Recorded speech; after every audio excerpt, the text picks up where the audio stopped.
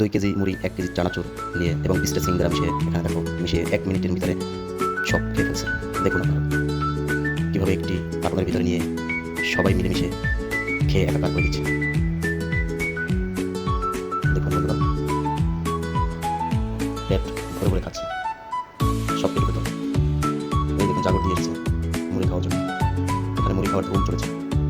দেখুন বন্ধুরা, half cartoon সব খেয়ে ফেলছে, সময় মাত্র 1 থেকে 1.5 মিনিট এর ভিতরে সব খেয়ে ফেলছে।